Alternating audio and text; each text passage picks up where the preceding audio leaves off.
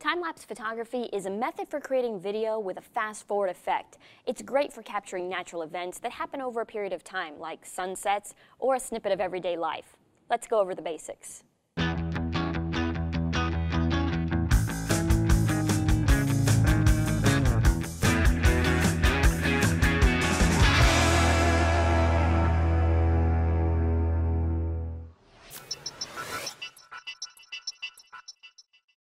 Hi everyone, I'm Mia. When it comes to time-lapse photography, there are a few basics that will save you a lot of time and frustration if you learn them up front.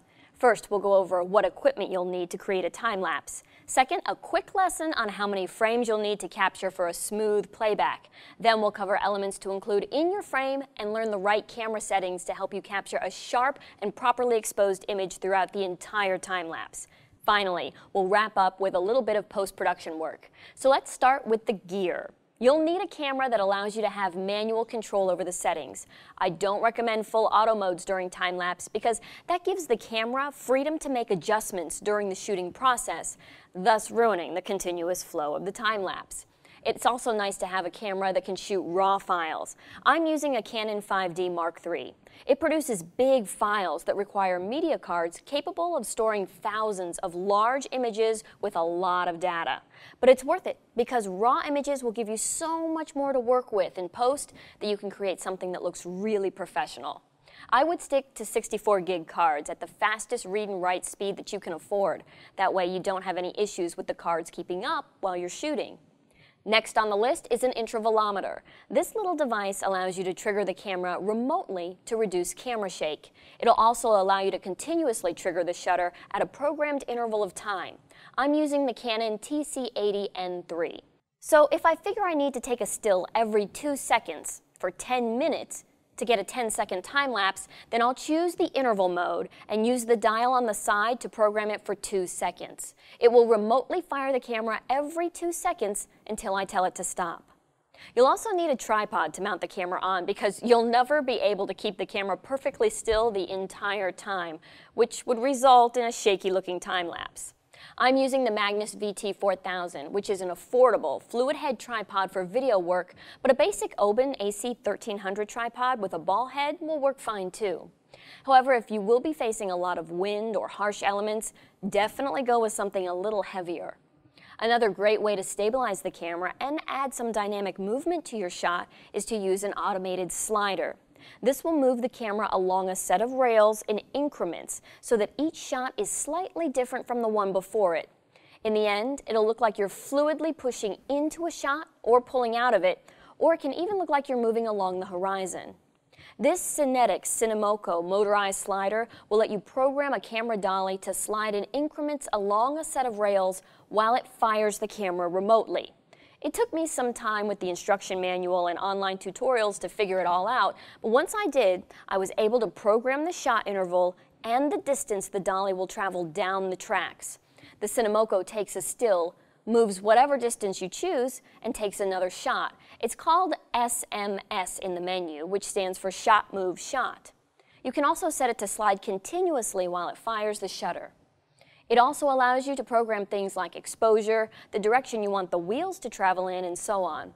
So this is a very affordable, lightweight slider with lots of moving parts, so it doesn't feel as sturdy as some of the high-end professional sliders. But for a basic time-lapse video, Cinemoco will take your work up a notch in terms of visual impact. So now that you have your gear ready and you have some extra media cards and batteries packed, let's figure out how many still images you'll need to capture. This is going to sound like a lot of numbers, but once you get the formulas down and work them a few times, it's really easy. So just stick with me through this.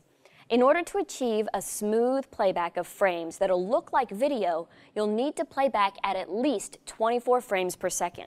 So if you want to create a 10-second time-lapse that plays 24 frames per second, then you'll need to multiply 10 times 24. That's 240 frames. So that's the minimum number of frames you must capture to get a smooth playback. Now you can capture more than that, and chances are that there may be a moment when something really cool happens during your time lapse, and you'll want to slow the playback down to really showcase it. We call that ramping. If you think you may want to ramp down for a few of the key moments, it's a good idea to shoot for a playback of more than 24 frames per second. That way you can ramp up during the boring parts and ramp down at the key moments. To find the proper interval between images, there's another formula, and it's an important one. The interval is what you'll set on the intervalometer. Let's say you want to capture 20 minutes of a sunset, then pare it down to a 10-second time lapse. First, you must turn the 20 minutes into seconds, so that's 1,200 seconds. And you know that you need 240 still images to make 10 seconds playback at 24 frames per second. So divide 1,200 by 240, and the answer you'll get is 5. So that's the interval that you'll set on the intervalometer. One picture every 5 seconds should be the minimum number of stills you'll need to play back 20 minutes of video in a 10-second time lapse at 24 frames per second. Phew, that's a lot of math. Let's take a break and talk a little bit about framing your shot. Unless you're expecting some really dramatic lighting changes, shooting a time lapse of a still subject can be a bit boring. Capturing something with movement is often what makes time-lapse photography interesting. It could be a busy street corner or even just traffic patterns. Often it's gradual movement that translates to really dramatic motion in a time-lapse. For example, clouds are a great subject for time-lapse. One little trick that the pros do is place something that's not moving in the foreground to create depth in the frame. Then choose a smaller aperture somewhere around f8 or f11 so that everything is in focus. Think about how your subject is going to move within the frame. A few minutes ago, I recommended you never shoot in full auto mode. Let me elaborate on that a little bit. If possible, it's always best to shoot time-lapse in the manual exposure mode with manual focus. This ensures that whatever settings you choose will remain consistent throughout your time-lapse and that the camera won't make any decisions to change a setting while you're shooting. One change could ruin the entire sequence. The only caveat to that is if you're shooting something with extreme lighting changes like sunrise from complete darkness or sunset to complete darkness. Then the exposure change will be too extreme for your manual mode and you'll have to put it in aperture priority mode. For a similar reason, choose manual focus as well, especially if you're capturing movement. The camera may be distracted by something else in the frame and it might refocus if you have it set to autofocus. And I suggest a shutter speed of 1/40th to 1/50th of a second to give your movement a realistic look in playback. Keep your ISO as low as possible to get a nice, rich image. Even if it's a little underexposed, that can be adjusted in post with some software. But if you overexpose your highlights, that data is blown out and lost, and there's no way to bring it back. Many cameras have a highlight clipping function that's built in, and that'll warn you with a blinking light when something's blown out. The last camera suggestions I'll make are really quick.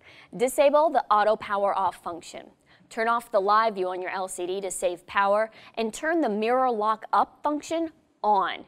If you leave the mirror on your DSLR locked up during the sequence, it will reduce any internal vibrations caused by the mirror movement during each shot. That will ensure that your focus stays tack sharp. When everything is set up, then just start your intervalometer or your motorized slider and let the camera do its thing. Finally, once you've captured all of the frames that you need for your time-lapse, you'll need to convert those JPEG or RAW files into video files. Choose either MOV, AVI, or the MP4 format. Video editing software can vary when it comes to playing these files back in sequence, so I suggest you read the instructions for the specific program that you're working with. In our case, we use Adobe Premiere, and we were able to easily import our images and instantly create a new movie sequence by clicking on the top image, checking the image sequence box at the bottom of the import window, and clicking import. In a matter of seconds, you'll have your time-lapse movie file. The real key to making time-lapse work is pick an interesting location and subject, and make sure you're shooting enough frames to give you a smooth sequence to watch in playback. I'm Mia McCormick. Thanks for watching. Whether you're a hobbyist or a professional, B&H has the answers to your questions. Experience a world of technology at our New York City Superstore. Connect with us online or give us a call. Our staff of experts is happy to help. Scott Kelby here, and welcome to this quick tour of our online training. We have hundreds of online classes for you covering everything from lighting to landscape photography. From portrait photography to sports, we have classes on wedding, automotive photography, shooting, food, fashion, travel, you name it. The most incredible part of this is the price. You get all of this for just $199 a year, or you can pay monthly for just $24.95. 24-hour a day, 7-day a week access from anywhere in the world. I invite you to join with us today and start learning right now.